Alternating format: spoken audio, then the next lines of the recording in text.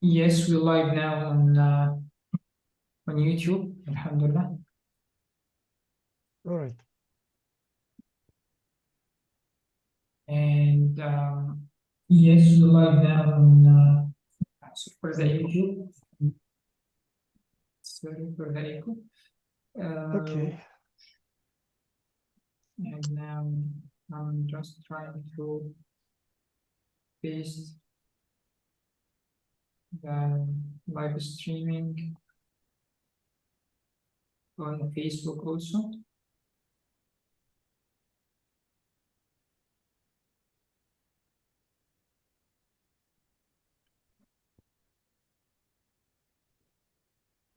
Also, in all our groups, you can we should do a reminder that we are already starting.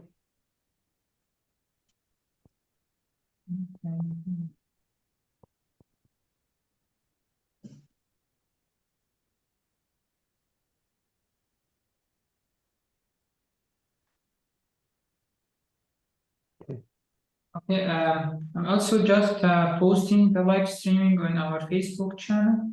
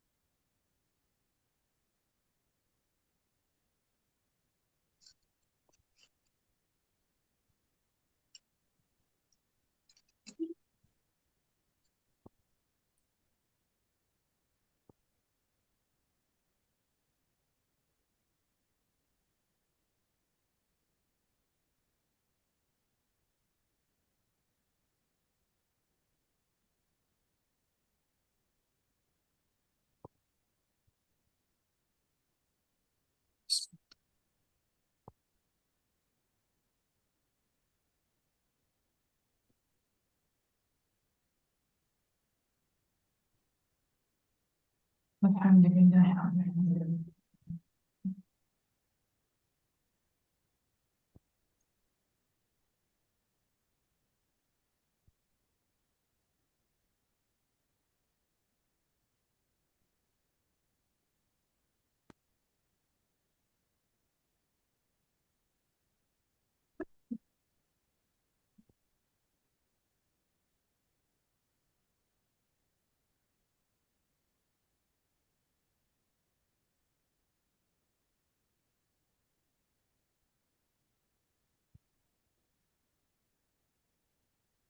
Just a reminder, Dr. Eldus, that Mhm.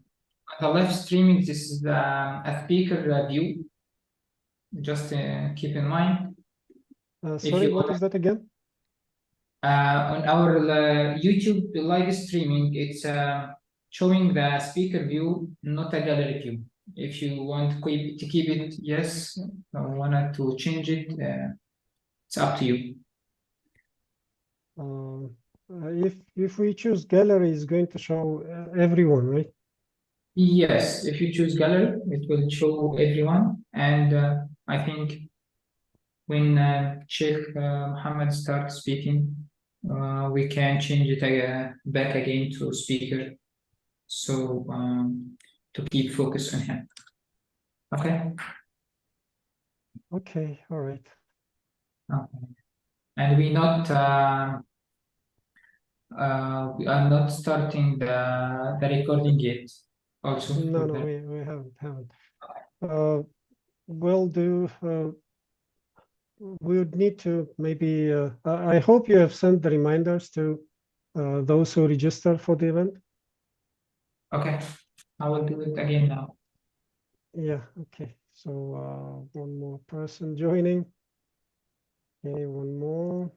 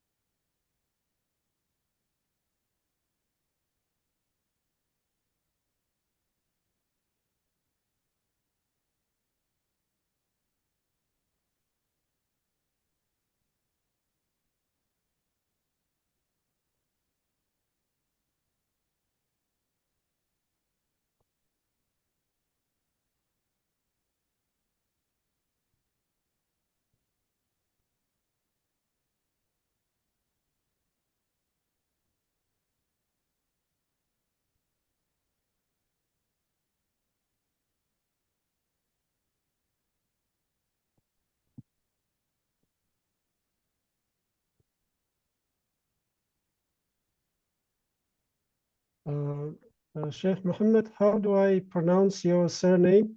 Foulds. Foulds. Foulds. Tamam. Tamam.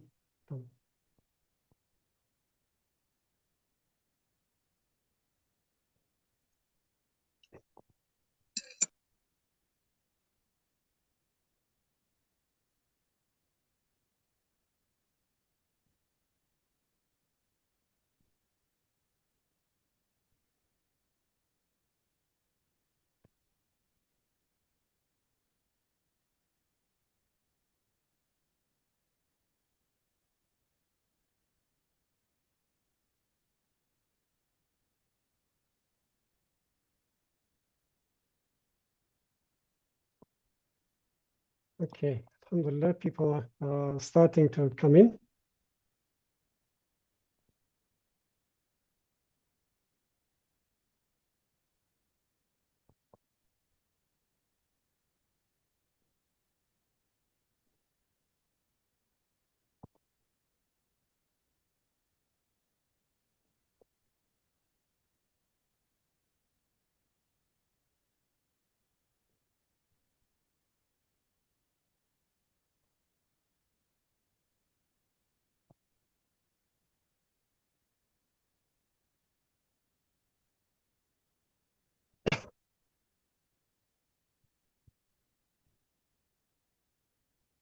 Okay, I think we can start since it is an online event. There will be people. We are going to. We are already sharing the this session online via YouTube, and we are also we also invited people, and we'll be recording the session as well.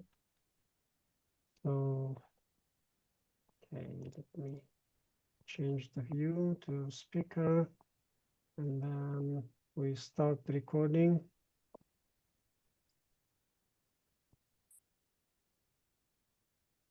Okay. أعوذ بالله من الشيطان الرجيم. بسم الله الرحمن الرحيم. والصلاة والسلام على رسول الله وعلى آله وصحبه ومن تبعه بإحسان إلى يوم الدين. اللهم علمنا ما ينفعنا وانفعنا بما علمتنا وزدنا علما. So today is 18th November, and this is Maqasid Institute's Research Forum number 9. Number 9. And we've been having this research forum for several months, for 9 and 10 months already. And the main purpose of this research forum is to for the scholars to share their experience, their understanding, how they use the Maqasid methodology or Maqasidi thinking and ideas in their either ongoing or completed research, or in their practical life, how they use these ideas in their practical life. And today, alhamdulillah, we are excited to invite you all to this research forum. And here for today's research forum, we invited Sheikh Muhammed Foulds. He just as a way of very short introduction. First of all, he's a student of Sheikh Jasser Ouda, and but he's formerly a Christian minister who reverted to Islam in the year 2000 while researching wildlife in Saudi Arabia. He's a trained raptor biologist, and I think he will explain what that means. And a human ecologist, graduate of the University of Wales. Sheikh Muhammad Foulds is a professional tracker, falconer, and previously director of Lincolnshire Wildlife Park. And he was also the head of conservation and education at a number of zoos and parks in the UK, and also in the South Africa was trained as a safari guide. Sheikh Muhammad Foulds holds a BA in Islamic Sciences from the London Muslim College. He also attended the Advanced Arabic and Quranic Studies at the Gloucester Islamic Academy. Currently, he holds the position of head of religious affairs for prison with the Minister of Justice at a large UK prison. and a head imam. He is also a writer and broadcaster at Hearts Sea International, which is a global movement dedicated to reconnecting the Ummah back to the universal ayat in themselves through in the ayat in the nature and in themselves through the history and in the natural world. So lastly, Sheikh Muhammad has been working alongside with His Royal Highness Prince Charles, who is now the King Charles III, who is also has profound deep love for Islam. So he will talk about how to reconnect with nature, how to reconnect and start reading the book of nature, how to understand it, and how to read the ayats that we see in nature and all around us, inshallah. So what we're going to do is we will give the floor to, or the mic to Sheikh for about 40 to 50 minutes. He'll present his ideas on the topic, Introduction to Learning to Read the Book of Nature, or Kitab al-Kawn. And then afterwards, we will open for like questions and answers or the comments. So we should be done in about 1.5 hours. So maybe if you want to have, if the participants have more questions, of course, we can continue longer. Anyway, Sheikh Muhammad Foulds, please, you can please start.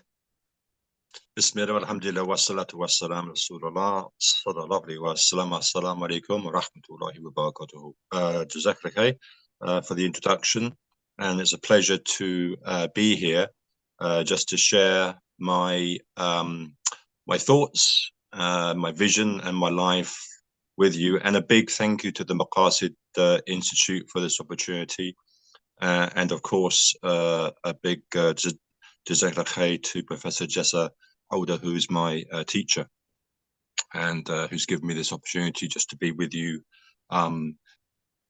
today. And I've been sort of working with Professor now for some time, exploring this project that I'm undergoing, which is exploring the Fiqh al-Kawn, the Kitab al-Kawn, the Book of Nature, which to many today seems a very strange topic, something that many of the Ummah haven't heard.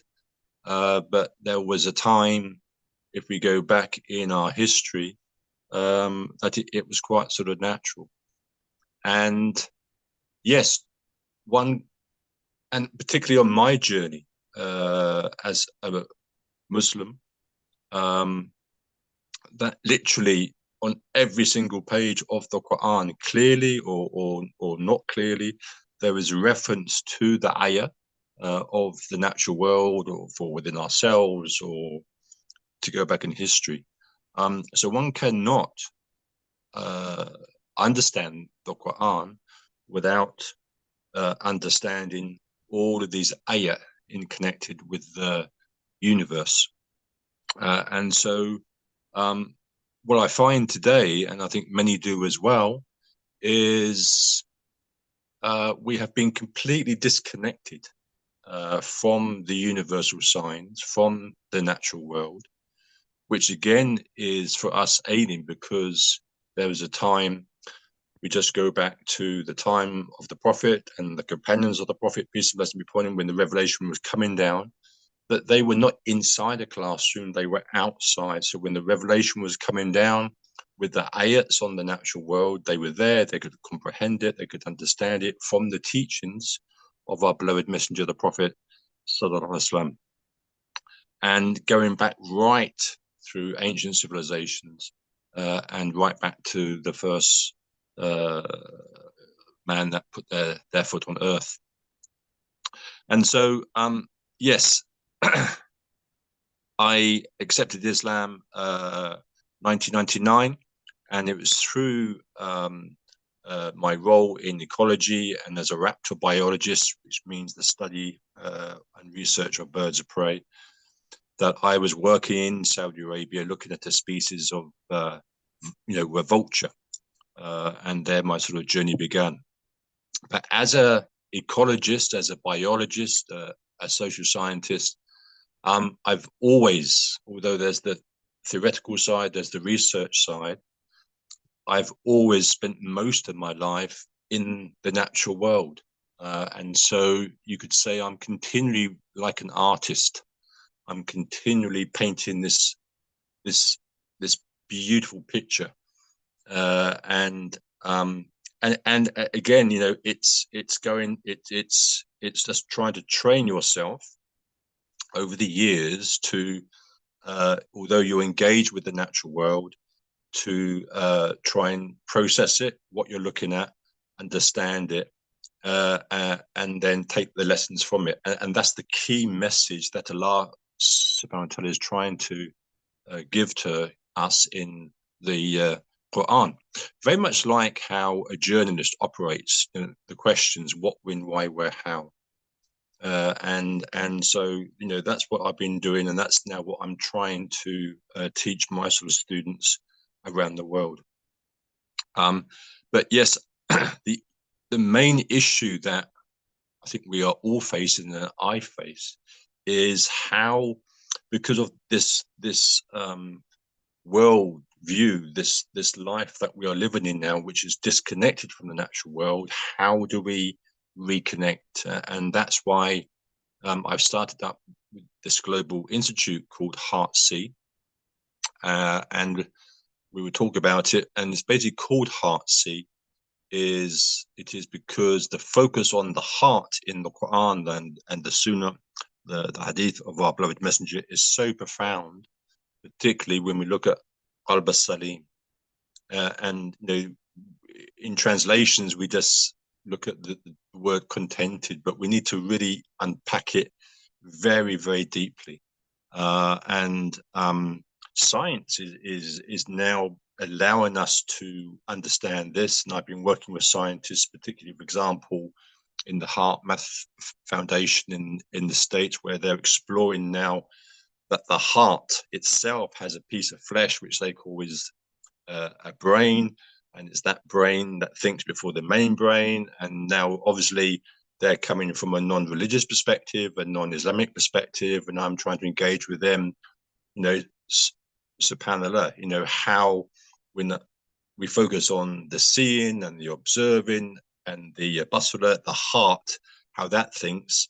So, you know, Allah subhanahu wa ta'ala says that I will continue, Senurihim, I will continue to show them the signs and the horizons, and also within themselves. So that ayah, subhanallah, it is continually coming alive, and I'm seeing it as I continually have this conversation with different scientists and different backgrounds, which is supporting what I'm trying to do. And so, yes, when we look at the maqasid methodology, it's very important, because how would I sum it up? How do I sum it up to my students? It is what we would term today is to look at the world through systems thinking. And that, how I teach it, will connect to something which perhaps not many people know about.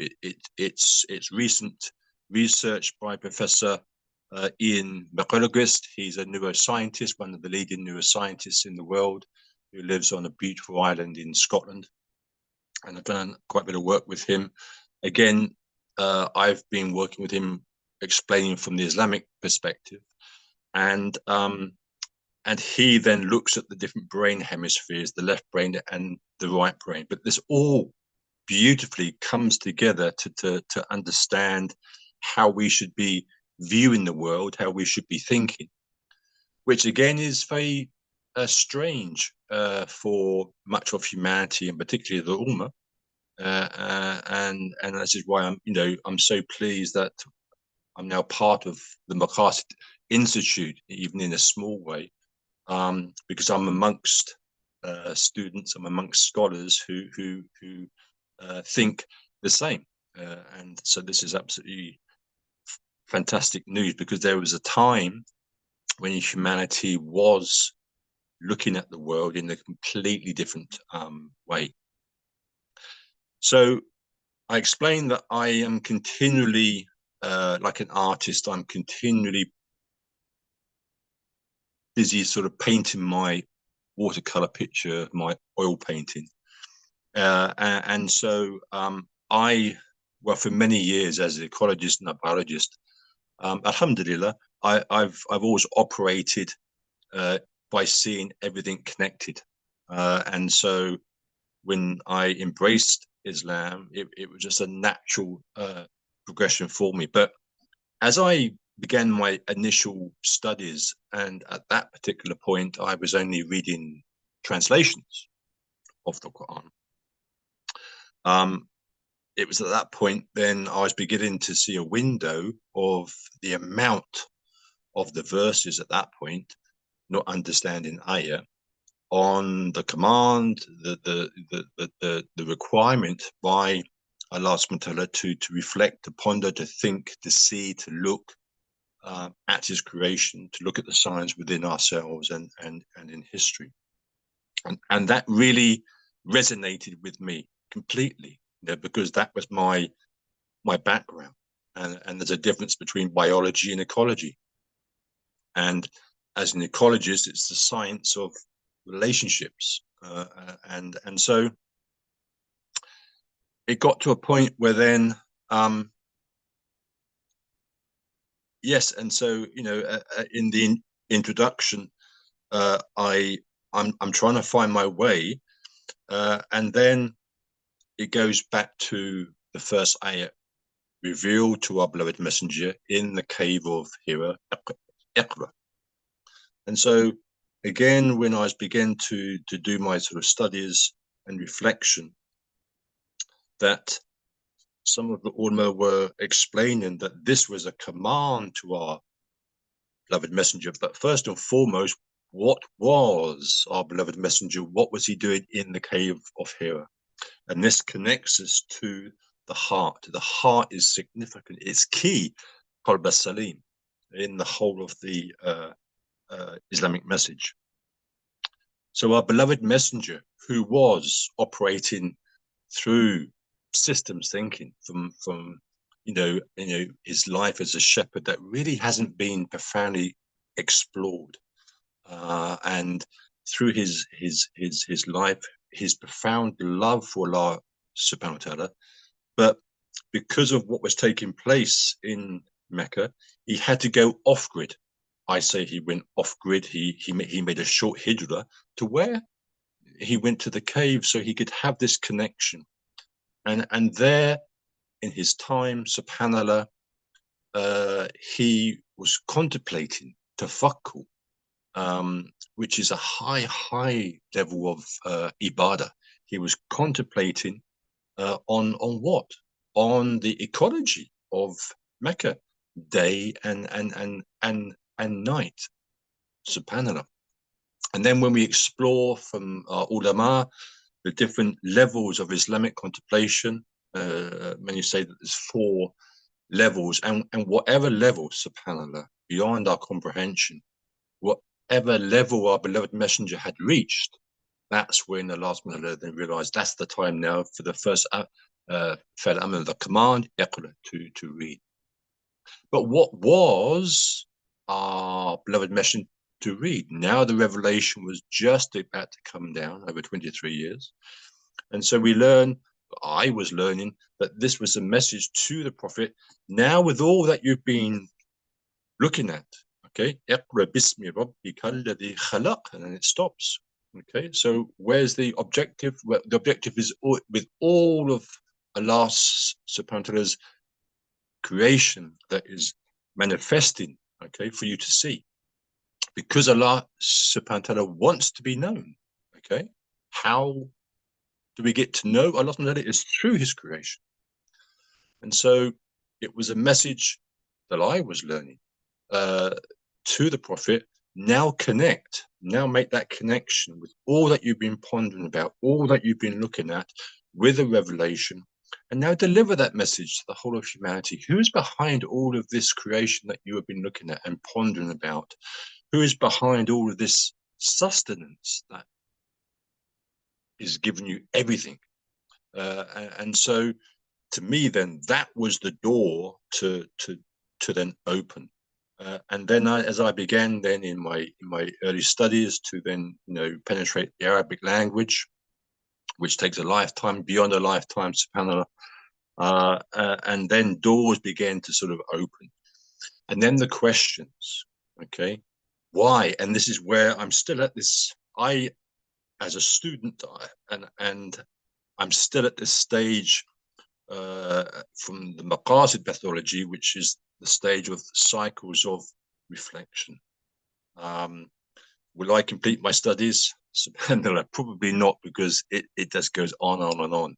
I'm definitely, and as I was saying to Professor, I'm still at the stage of cycles of reflection, because I've spent my whole life in the natural world. Doors keep opening, more connections keep happening. And so it's profound. So I'm definitely still at this cycles of reflection, which to me I'm very happy about. And so, because obviously from the Islamic perspective, from the Quranic perspective, that's in the category of tafakkur, tadabbur, and subhanallah, may Allah accept. And this is what I'm trying to teach my sort of students. And this is what we are struggling about today in society, is actually learning to think, okay, taking time out and learning to think. And so as I was going through my studies, then I realized as an ecologist, okay, where I was seeing connections everywhere. And now I'm beginning to see those same connections, that everything is connected. Tawheed is not just saying that there's only one God, okay, very sort of black and white. Let's unpack what Tawheed means. And then I was beginning to think, is it a wonder why the Ummah and our youth, they are not connected to our maktab, to our madrasas when they're learning the Quran? Because it's this sense of Tawheed and the wonder of Tawheed is just not being explained. And so it was beginning that sort of journey.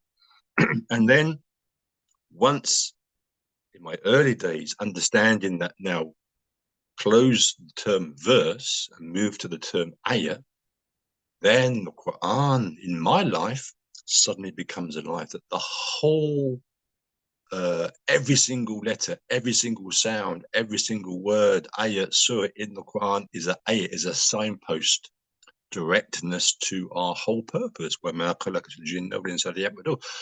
It's a signpost to Allah subhanahu wa ta'ala. And this is why I'm still very much at the cycles of reflection. And there are times when I try, as I said to Professor, to go a little bit further, but suddenly those cycles will then take me into a different direction. So I'm busy writing, recording, but definitely as I'm outside now, my whole life, every single day, I'm just seeing relationships, I'm seeing patterns, and this is how we need to operate. And this is a very important level. It's what I call transition to transformation. How our beloved messenger couldn't connect with Allah subhanahu wa ta'ala in Mecca with all of the shirk that was taking place. So the transition was go off grid to the cave, and then subhanallah, the transformation happened and the revelation then begun. And so then it was my beginning to sort of questioning, okay, and I don't think many of us do it today. Suddenly I was then contemplating, why is it that the Quran is focusing on tafakkur and tadabbur and all these different elements, subject areas of thinking? What is the difference here? Okay, and then how that connects to when the last one talks about the heart, the qalb, and the fu'ad. So where's the connection? Is that there has to be a connection here? Okay, because then as an ecologist, I was realizing, so Allah subhanahu wa ta'ala is focusing on us to contemplate about the divine system, how it's in perfect order, okay, perfectly designed. So then would not then the revelation, which was the last revelation, also be in divine order. And I know Professor Joseph Alder and a lot of the research has shown how many of our ulama of the past, how they studied the Quran in terms of coherence and structure and the nazm. And so that then took me down that sort of journey. That yes, of course, subhanAllah, if Allah is commanding us to study the natural world with its perfection and order, in order to do what? Well, one is to look at it in awe, in beauty, but then to be able to read it. Well, then, would the Creator give us the last revelation disconnected? Okay. And sadly today, that's how many of the Ummah look at the Quran. They still look at it in terms of it's all disconnected. Majority now of our youth just don't understand it because we're memorizing the ayat in the maktab, in the madrasa, and higher up in our institutes, but we're not understanding it. You know, the message is not coming to life, which obviously then led to the concept that I talk about, inshallah ta'ala, of the outdoor madrasa. So then that began to got me to think with the first ayat, the command to the Prophet, Iqra, read. So if it was, as many of the ulama and I understand, was to connect the universal signs with the revelation that's coming down. Okay, so we've been on a journey as an ummah for many years in learning how to read, which is the Arabic language, and we learn to penetrate the Arabic language. And we can't deny all of the ayats in the Quran in relation to the universe. So we have to learn how to read them as well. So the question is, how do we read them? And alhamdulillah, that's when Allah opened the doors for me then to research all, you know, the ulama of the past and some contemporary scholars that now were thinking the same as me. And so how do we read the Kitab al-Qawl? And so there are a number of ways, and some of the ulama understand it in terms of you read the signs like with the Arabic language, you know, the ism, the noun, and the harf. The harf, the ism is just the objective. Shajara is the tree. So what about the tree? So that connects you to, okay, so that's just the biology, but that's a key part. But again, it's an ayah. So and the whole journey is to take us towards Allah subhanahu wa ta'ala, and take us to what? Well, we can't see Allah subhanahu wa ta'ala, but it's to take us to the names and the attributes of Allah subhanahu wa ta'ala. So in every aspect of our daily life, wherever we look, wherever we turn, whatever we're doing, we are connecting with the names and the attributes of Allah subhanahu wa ta'ala, to a point where some of our ulama past have said that they could just look at one rose, and in that one rose they would see, okay, 12 names and attributes of Allah subhanahu wa ta'ala, all working together. And even as I'm beginning to research now and explore the names of Allah subhanahu wa ta'ala, how again today we're still connecting with those names and learning those names in isolation. Okay, but we need to connect them together, like what our ulama did when they contemplated regarding a rose. So then it led to, okay, so we need to learn how to read the signs of the natural world. And so obviously, as I was beginning my journey, I was connecting to science and ecology. Okay, so how do we read? Okay, and so we begin to look at the principles of nature, that nature works through these key principles of 1, interdependence, 2, health, 3, adaptation, diversity, the cycle of oneness, of working together, this interconnection, and diversity. So then, you know, nature becomes the teacher, but then, so you've got the principles of nature, but now you've got to unpack those and then connect those to, okay, so now we connect it to the Quran, and that then begins this sort of journey, which is ongoing. And so, okay, so now I'm realizing now that the majority of mankind, 99.99, is looking at the world completely wrong. We're not looking at the world through the Quranic lens. We're looking at the world through a different lens. What is this lens? And so that began another journey. And that was my relationship with Professor Ian McGilchrist, who is one of the leading neuroscientists. And he started to study, and that led me also to another journey of going down to study about the role of the polymath, okay, and other areas as well, and experts in education systems.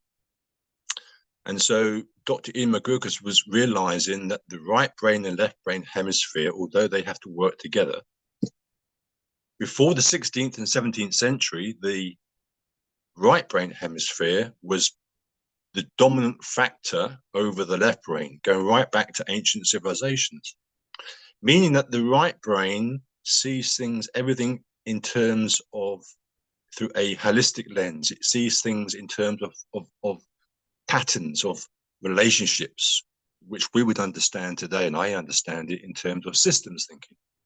But the left brain sees things in terms of silos, and in the Maqasid methodology, it explains about seeing things in its parts and in its silos. This is, systems thinking.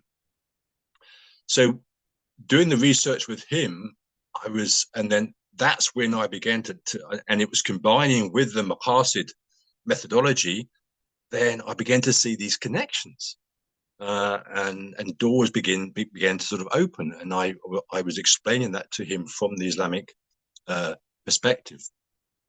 And what's intriguing is that he was saying that in all of his academic research, everyone was agreeing that something happened between the 16th and 17th century, because before that time, humanity was predominantly operating in the right brain hemisphere. But now the left brain, since the 16th, 17th century, has now become the master. And that's his first book was The Master. And so then that began another door to explore about Iblis and his role on earth, which is to condition humanity to operate on the horizontal plane without going to the spiritual vertical connection. And so the left brain is now dominant over the right brain. And so when you begin to study our education system, our political, our social, our economic, our environmental system, it makes sense through our primary schools, our education system, our secondary schools, university.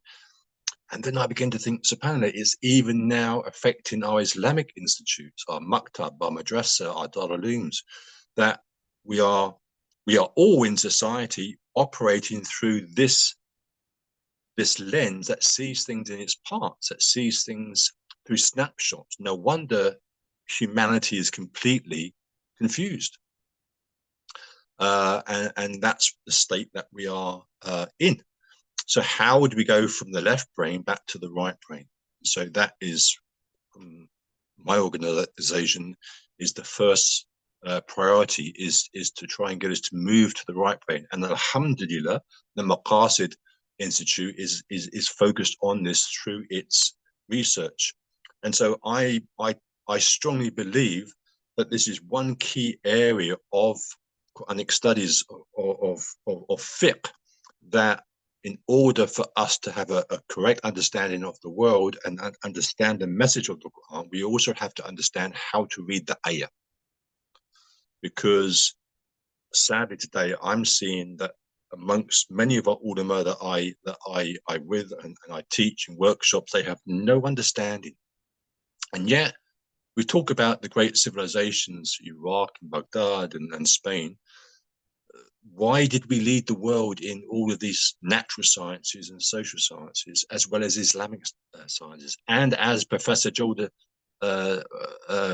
once gave in a khutbah, is we operate, sadly, even in our Islamic institutes, in the left brain hemisphere. And so when we talk about the ulama, and it's there in the Quran, when we talk about the ulama, who are the ulama? We just separate it in the silo of left brain. Well, it's the imam, it's the mufti, it's it. No. And we just focus on the fiqh of jurisprudence, which has its place. And Professor George Older talks about this. It has its place, but that doesn't define what Islam is. That's not the whole message of the Quran. What does fiqh? And I began to see this. What does fiqh mean according to the Quran? Not just this silo understanding of jurisprudence. And so then I began to look at the ayat. Okay, who does Allah subhanahu wa ta'ala refer to who are the ulama? And that led another door to then understanding the role of the polymath and the need which connects us to think holistically in the right brain. We need the modern polymath. So we need our maktabs, our madrasas, our Islamic institutes to be able to link up the thinking. So then I begin to see clarity that we don't have an education crisis, we don't have an environmental crisis, we don't have a political crisis, we don't have an economic crisis. These are symptoms of something greater, which is simply that we're not seeing the world through the Quranic lens. Science says through the systems thinking lens, okay? And so to me, that my whole journey, and for me still going through these cycles of reflection, is to make this change. And so when I now begin to study the Quran as previous of the ulama, and this is what the maqasid methodology is about, and I'm seeing it from an ecologist, is that the whole of the Quran is like one complete organism. It's one. It's like the tree mentioned in sort of Ibrahim, okay, with all its roots, with all its fungi, okay, everything is connected.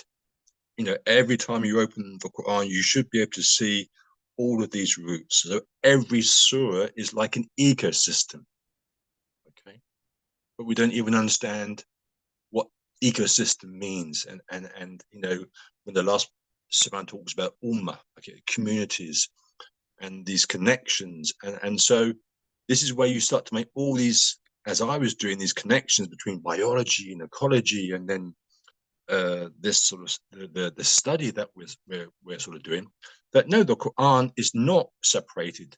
It makes sense. Every single surah connects to the next surah. It's like one complete organism, and each surah is surrounded by a boundary, just like in the ecosystem. And the key, and is to do with structure and coherence. Of course, if Allah is going to give us the divine order in perfection and order, and ask us to look for the gaps, and we can't see any, surely He wouldn't deliver a revelation which wouldn't be in order, incoherent. That's impossible. And so this is the journey that I'm now trying to take forward, and it's a journey of tafakkur, but particularly like from the Maqasid Institute of deep tadabbur, and this relationship with the qalb, with the heart. Okay, we're not going to be able to see what I'm trying to explain here and what the Maqasid Institute is trying to teach, unless first and foremost, and it's there in the methodology, unless we address the heart, the qalb. Okay, so the first command to the Prophet was read. What was his mission? Yatlu alayhim, to recite, purification, to teach with wisdom. Okay, so it's all connected with the heart, which I now connect to the principles of Heart C, which is my organization. Okay, so the translations will just say, well, he rehearsed the signs, rehearsed the ayah. The fiqh, in terms of what we think today, didn't come down in Mecca. It was about transition, transformation, turning the hearts towards the Qibla. Okay, we can become students of so much knowledge, but if it doesn't affect the heart, then we're completely finished. Okay, and so the qalb has to be connected horizontally, but most importantly, vertically. That's what I'm learning now in my studies. Okay, that's the spiritual aspect, which is important. And so we're in a battle of hearts and minds. And Shaitan wants us to operate horizontally, but no, we have to then win this battle to go vertically, to get the qalb, the heart, to go into the right brain, as well as obviously the importance of the left brain, to then connect back to the Qibla, to the direction, which is Allah subhanahu wa ta'ala. And so I'm still at this stage, as I said to you, this cycle of reflection. And so when I explain to my students, we need to then learn how to read the Al-Quran Taqwini, or the Kitab al-Qawn. It's still very strange. They think I'm talking about some sort of bid'ah or innovation. That's how disconnected that we are, subhanallah. And certainly with my relationship with the Maqasid Institute and Professor, just older, when, the Maqasid Institute is talking the same language and the ulama that are part of it, and I class myself as a student with so much to learn. And Professor Joseph's understanding, subhanallah, that certainly helps. But it's just strange for many to understand. And so that led to the birth of Heart C. Heart C is called Heart C, which is because the focus, excuse me, is on the heart and to see correctly. Why would it be that in Surah Ibrahim, and again, the Maqasid Institute, in the opening page on the website, focuses on the tree, the importance of the tree? Why is it that in Surah Ibrahim, Allah subhanahu wa ta'ala says, Alam tara, okay, to observe, and you need to unpack that particular term regarding the tree. And then in another surah, in relation to fruit ripening and growing, Allah subhanahu wa ta'ala then uses another term, nazara. Okay, why is there a difference? Okay, and to start to connect, and that's where I'm at the stage now. So what I'm teaching my students is not even really at that level. What I'm trying to teach my students is at a basic level. So Heart C is about connecting to the heart, connecting to the qalb, and when Allah subhanahu wa ta'ala talks about why don't you see, why don't you look, why don't you observe, it is obviously to realign us, so we are using our natural senses, but much more deeper, that again the Ummah is not at this level, sadly, is here Allah is connecting why don't you see, why don't you look, why don't you observe, with thinking, tafakkur and tadabbur, but going through this step-by-step approach. And it has to connect. See, I'm making these connections now with the first mission of the Prophet after Iqra, Yatlu alayhim, keep reciting. So the ayat soften the heart. And so it's about making these connections. So the first principle of Heart C is what I call rewiring, which means to unrewire all of these connections which has been put upon us since the 16th and 17th century. And what happened there? Science is showing us now, or scientists and the academic field that I've been working with, that was the birth of Western civilization, which makes sense. Okay, this profound change from how we saw the world in the right brain to now the birth of Western civilization, with on the horizons, and as a previous evolutionist myself, on the horizons of separating the church from the state, the birth of Darwinism.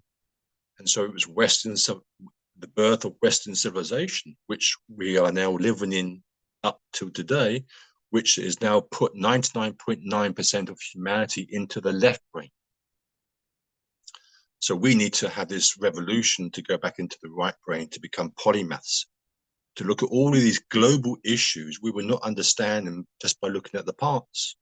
We have to then bring them all together, but we won't be able to do it unless we operate in the right brain hemisphere. And to me, that's very clear. And that really connects to my two key objectives.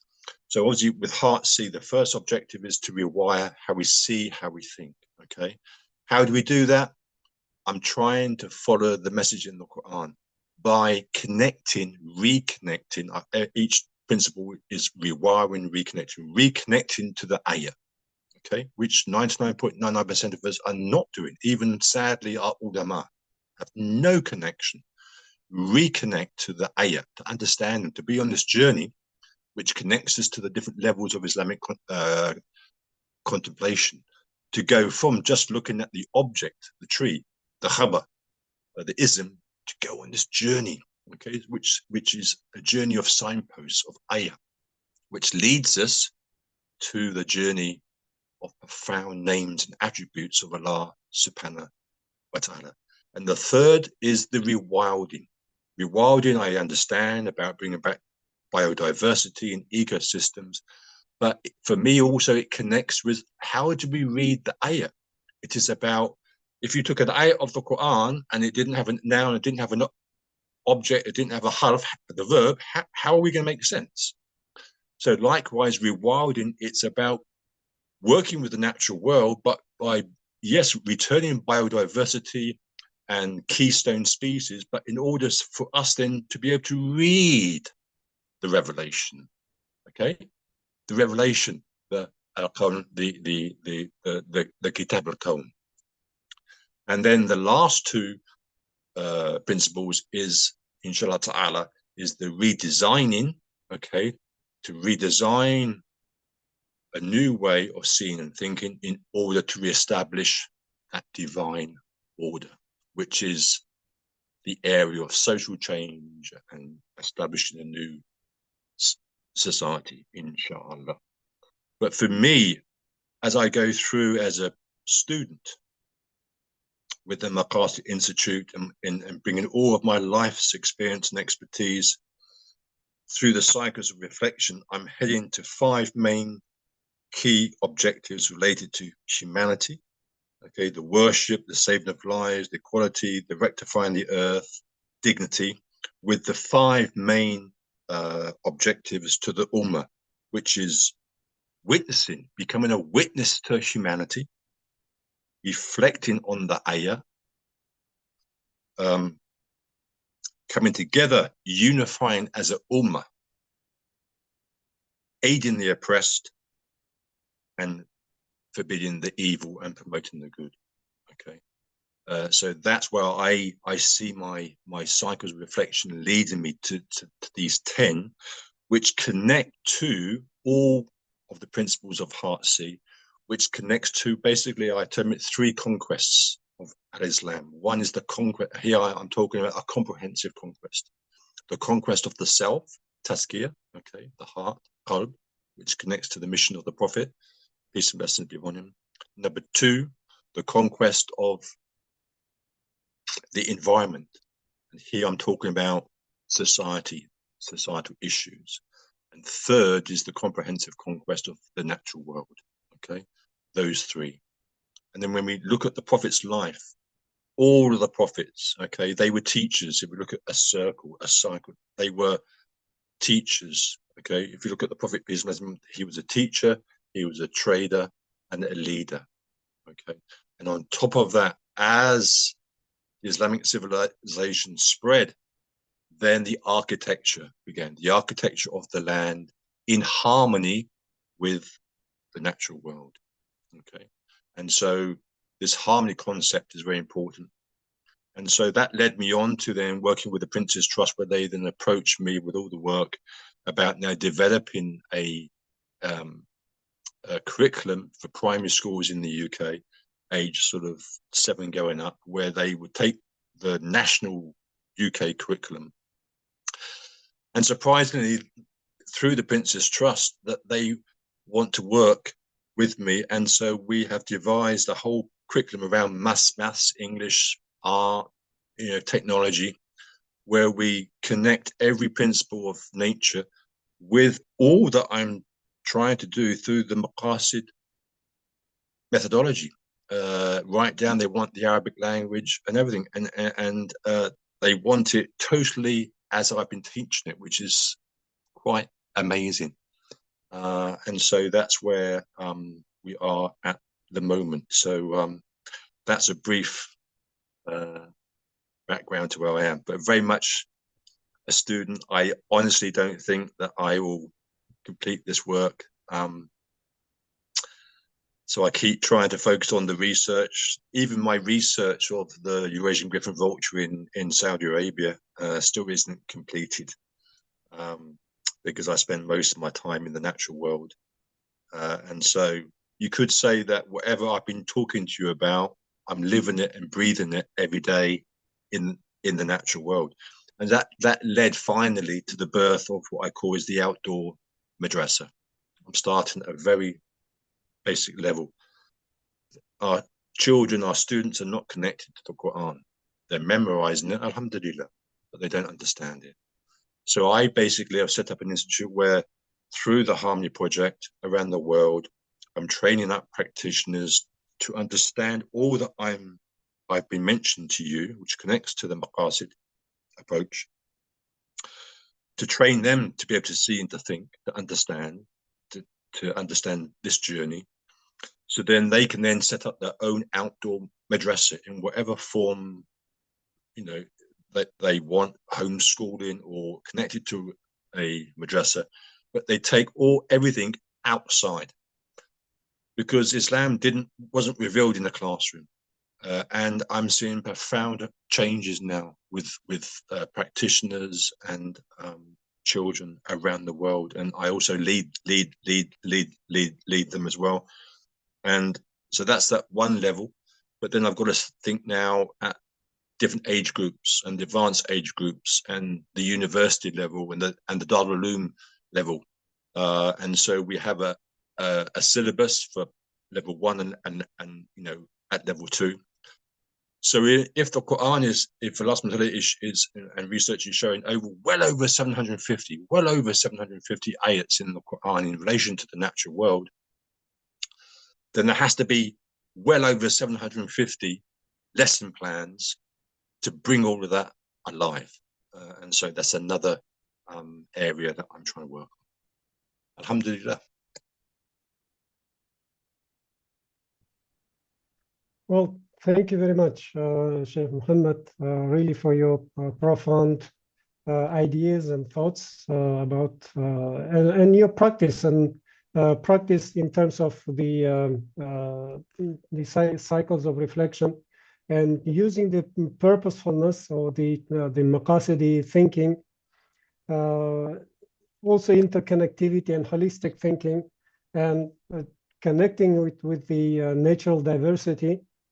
And this is really something, a level of thinking that is probably not really has a very popular among the majority of Muslims or the humanity at large, because we tend to live in our very narrow worlds, and especially if we are, let's say, if we practice a disciplinary thought, especially if we are in academia and we are in certain disciplines like the economists or sociologists or something, or some other in some other areas.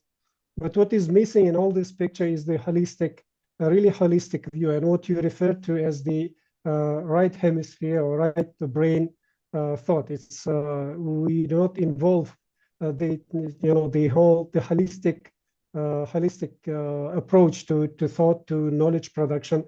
And that is why we have a lot of social problems and ecological problems, environmental problems, because we are very much narrow-minded. I mean, especially the leaders in corporations, producing trying to produce the profit for their corporations. Of course, it is all important, but then the whole world is for us to take care of it. And how do we take care? How do we take care of the world and the human society? I think that this is where we need a kind of thinking that is more holistic, where we need polymath, as you also rightfully mentioned. We need more polymaths today. And especially now we have all the tools, also the technology tools to employ and to maybe understand and read, get more information. Anyway, so this is we can now turn to the question and answers or any comments. If you have any questions, please, you can either just maybe open your mic and speak, or you can raise your hand and we can you can ask your questions, or if you'd like to comment, please, it's all welcome.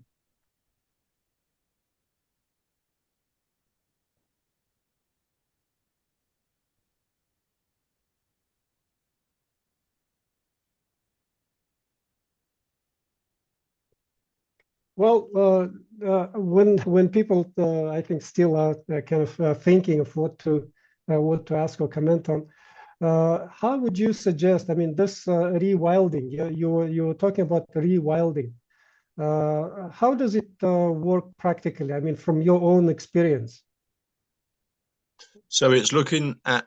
So we're seeing now in the natural world that there's a problem with biodiversity. So population species are being separated from being connected as a Ummah. And one of the key fundamental problem, I mean, that's one thing, is to enable communities of the natural world to be together. And although that's difficult because of the civilization now that we're in, is to try and provide nature corridors, okay, for species to safely move between our world and the Ummah. And we have to understand, and I think there was a great lesson during COVID, that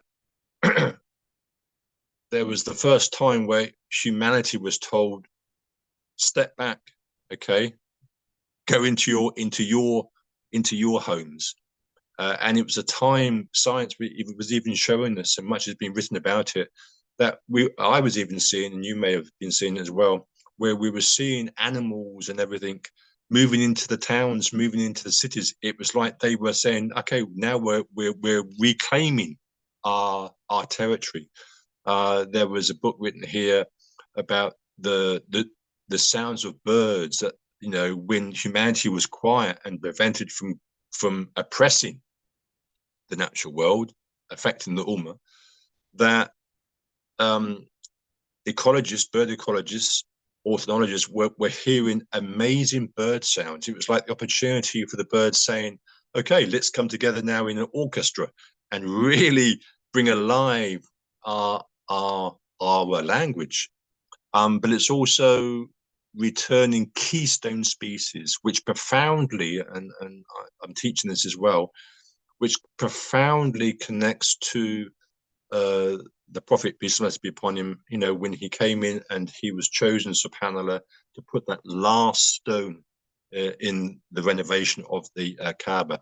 And hence now we focus on the cornerstone term, or the keystone species, those species which might not be a predator, it could be in different levels, which have been absent because of humanity. And they are a key part of how an ecosystem works. And so we need to return, for example, the wolf, okay, the buffalo, or probably the most famous, and I teach that the subject is the return of the wildebeest. Okay, everyone think it's the big cats, the lions that control the Serengeti in Africa. No, it's the wildebeest. So it's about understanding keystone species and bringing back biodiversity, That's working with the natural world. But it's very important for us also. That's key to be able to, as I said, to be able to read the book of nature. Thank you very much. Now, Mona Saleh, please, you can open your mic and ask the question. And if possible, your camera as well, if possible.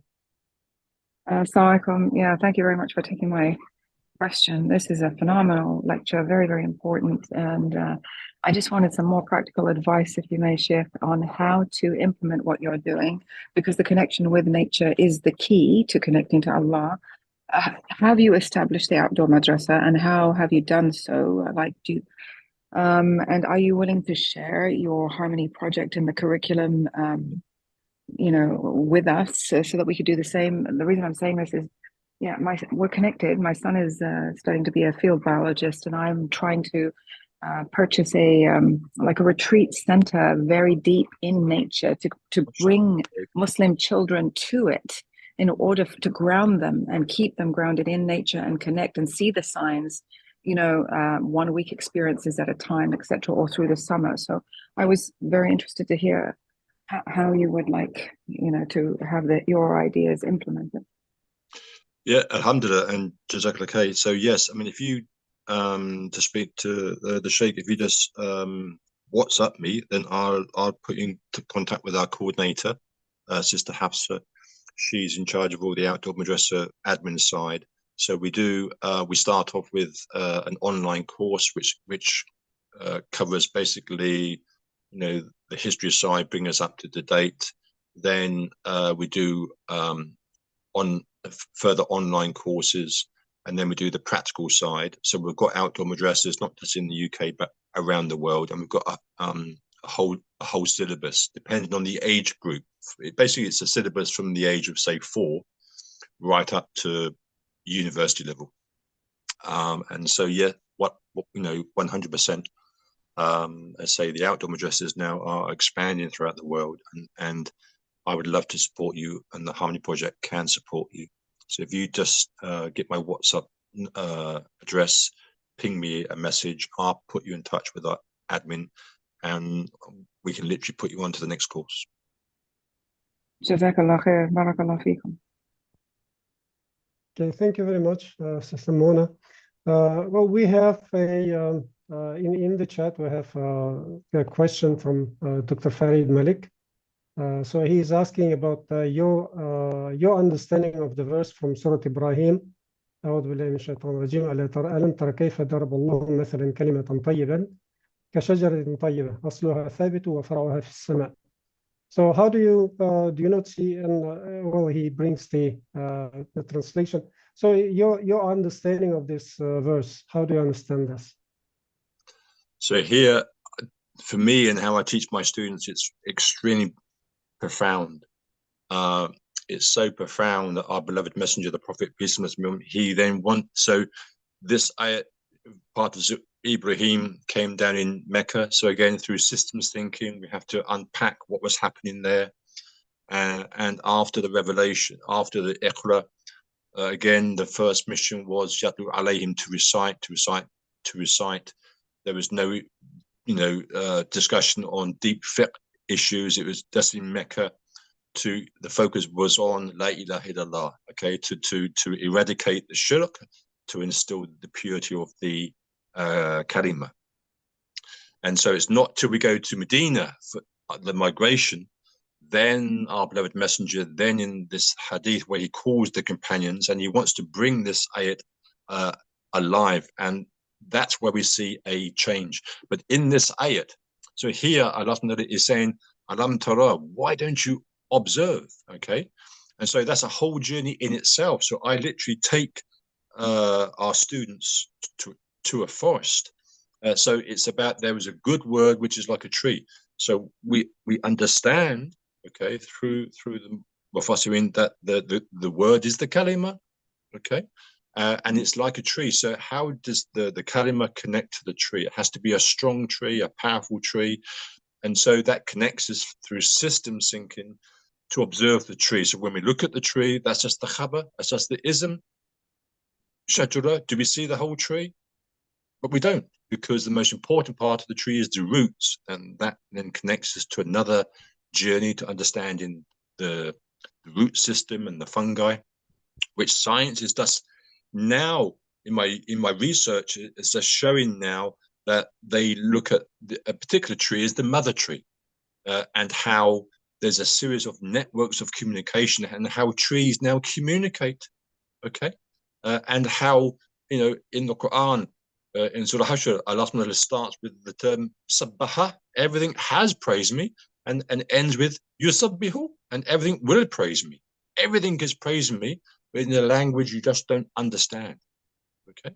And so we go down that sort of journey, and then that verb, alam tara kaifa daraba. So daraba means initially to hit, but here Allah is saying it's becoming quite sort of, you know, why don't you observe, open your eyes and start to think? But using the eyes is just that first journey.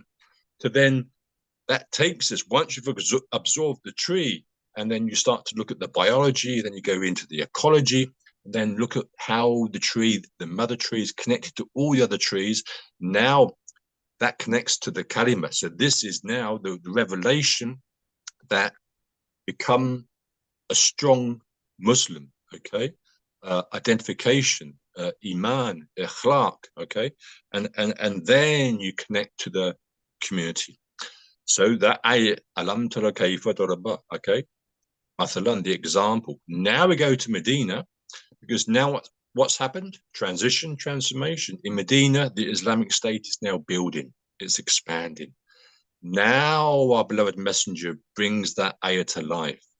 He says, Inna min ashaturi karijulid. Now he said that verily there is a tree which is like a believer. Can you see the change? Subhanallah. The ayat in Surah Ibrahim, that there is a word, okay? Because connect that to the Meccan period, that was the key focus, okay? Not on any fiqh issues, okay? The focus was La ilaha illallah, okay? A companion went to the Prophet and said, "Oh, Prophet of Allah, give me something solid that I can." For me, he said, "Yeah." He said, "Qul billahi thumma istaqim." And so the ayat connects how I teach it to the Meccan period. Then we go to Medina, okay? And now the Prophet changes it, okay? That verily there is a tree which is like a believer, because now he's telling the companions, and in this famous hadith, it's clear that the companions know about the trees of Medina. And even young Abdullah, the son to Al-Maqtab, he knows the tree, which is the palm tree, okay? And that's another great lesson.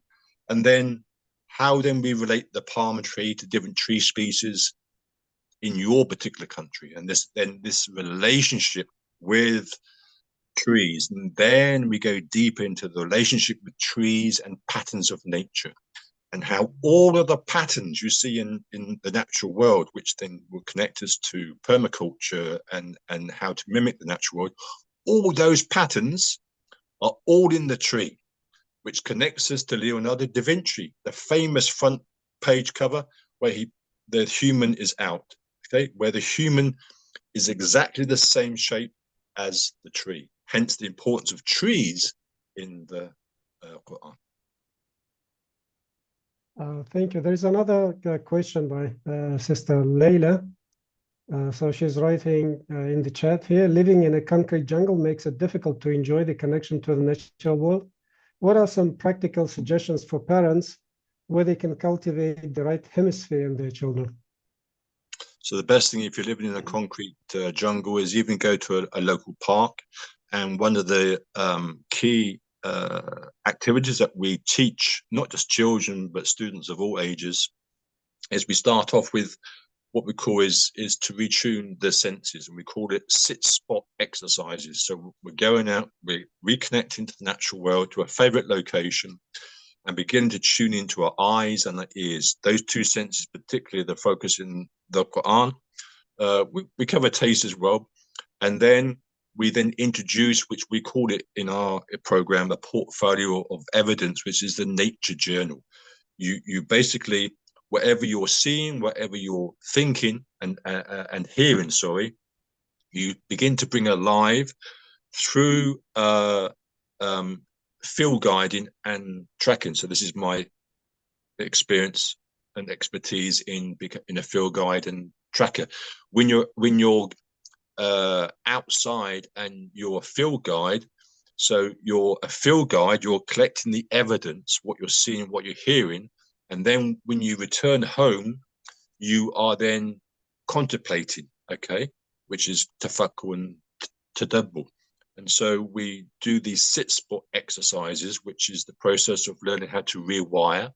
And then we begin to then take you through this sort of journey where you go not just by looking, but then you go into understanding from the biology to the ecology, which is then looking at relationships. Then we look at mapping, and then we can begin to then understand the patterns in nature. And then we start to bring in Quranic ayats, hadith, the seerah. So it slowly begins to come alive. And then the other area is permaculture, the establishment of food forests. And so we teach you then how to grow all of this, but mimicking the ayah, okay? So like that ripple effect in the water, okay? You have the ripple effect. And so whatever is in the outer, the macro is also in the inner as well. So it's important that there's whatever you do, you're working not just on the horizontal plane, but the vertical as well. So we're connecting this divine order. There's an ayat in the Quran, I can't remember what surah, where Shaitan, A'udhu Billah, says that he will wait for the believer, front, back, right, and left. But our teachers tell us there's two positions which is not there, above and below. Okay, that's that divine order. And so the whole of my approach, not just through my research that I'm doing under the Maqasid, but my whole life is about Heartsea is reconnecting that divine order. Well, thank you. Thank you very much. Now there's one question. Is there an online research or online resource or curriculum to follow in order to instill those thought processes in our children? Yeah. Again, if you just a way to access that? Yes, inshallah ta'ala, we have a website and YouTube channel and group. So if you ping me a WhatsApp message, I'll put you in contact with our admin staff, and then they can then get you access and then put you onto courses, etc. There's just a comment by a user. My understanding of the Quran and being a psychiatrist, first key for the heart to keep calling for Allah. Then all our senses will bring us back to the mercy and compassion of Allah. An example is when I leave work while driving, the sky, the trees, the road, the buildings, etc., bring so much back to connect us to Allah. And it's interesting. It's just interested on the psychology aspect. Yeah. That a big part of my work as the head imam in the prison service is working with mental illness and crime, etc., and working with psychologists. And yet we have to understand that the psychology of today is a completely different understanding than the Islamic perspective. So psychology is the study of the soul. Okay, if you talk to a psychologist today, they have no understanding of what you're talking about, and that means psychology is about the study of the heart, and that is the most important thing, really. I think Professor Just Older would agree. It's the most important thing of the whole of this Maqasid approach is about changing the heart. Yeah, and just to add to it, we're going to have a Islamic psychology research network, and this is where we are soon going to introduce the Maqasid methodology course specifically for the psychologists. So a few of our students, professors in psychology and Islamic psychology, and other team members, they're working on a customized course for Maqasid methodology for psychology students. Sister Mona Saleh, please. Yeah, I apologize for speaking again, but whilst you've been talking, I've been trying to find you on WhatsApp and have failed to do so. So I just, if you could maybe post something in the chat, that would be greatly appreciated. Inshallah. Okay, here, so we can post in the chat and maybe some links also to your institute or your organization.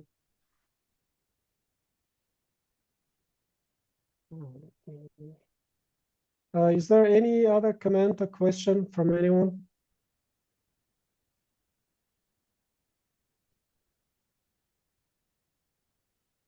No, let me, I'm going to post my my email.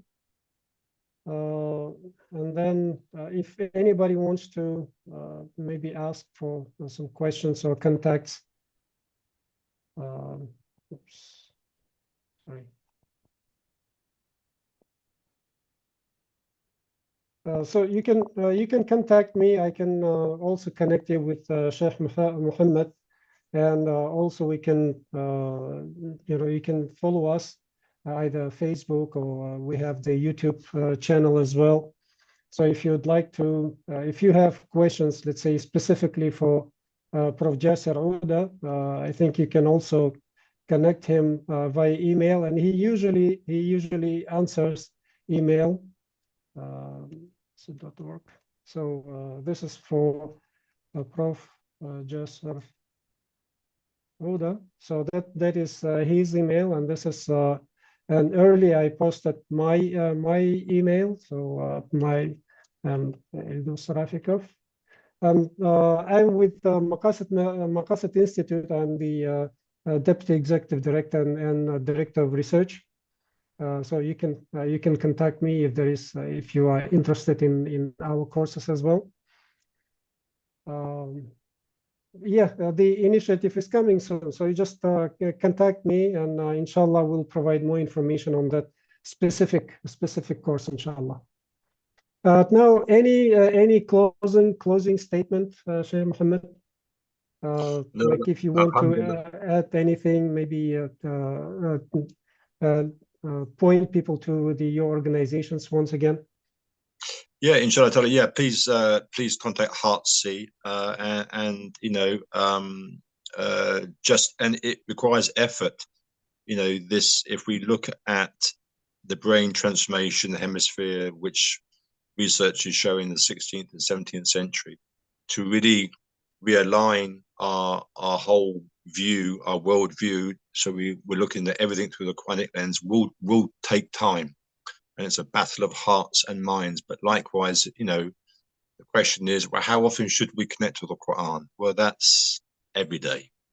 So the question is then, in order to be able to read the book of nature, so how often should we connect? And I give the same answer every single day. And that proposes lots of issues, lots of challenges in this modern world.